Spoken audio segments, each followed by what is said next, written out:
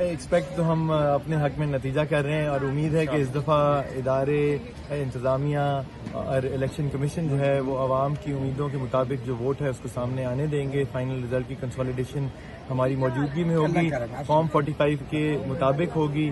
سو اللہ بہتر کرے گا انشاءاللہ. عوام دیکھیں اتنی گرمی کے باوجود عوام بھرپور طریقے سے نکلی ہے. کچھ واقعات ضرور ہوئے ہیں جو ہماری اطلاع میں آئے ہیں جن کے مطابق فارم 45 پہلے سائن کرا لیے گئے تھے. وہاں پہ ہماری وکلا کی ٹیم نے جا کے اندر بات کی ہے. کچھ جگہ ہمارے پولنگ ایجنٹس کو باہر کیا گیا تھا، وہاں بھی ہماری وکلا کی ٹیم موجود تھی. فرق دیکھیں پچھلی دفعہ سے یہ ہے کہ آج ہمارے 40-50 MNAs MPAs اس حلقے میں گھوم رہے ہیں. میں اکیلا نہیں ہوں، وکلا کی بہت ٹیمز پھر رہی ہیں.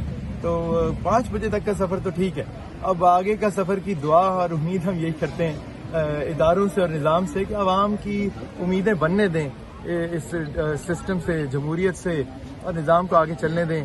اور اللہ کرے گا انشاءاللہ عوام کی امنگوں کے مطابق اور آج جو انہوں نے ووٹ ڈالا ہے اس کے مطابق نتیجہ آئے گا اور ہمارے حق میں آئے گا. ٹرن آؤٹ کیسا تھا؟ ٹرن آؤٹ دیکھیں، ٹرن آؤٹ تو امیدوں سے کم ہے، لیکن مجھے لگتا ہے لاہور اور گجرات سے پھر بھی تھوڑا زیادہ ہوگا اتنی گرمی کے باوجود. 21 اپریل کو اتنی گرمی نہیں تھی جتنی آج 19 مئی کو ہے، خاص طور پہ ملتان میں.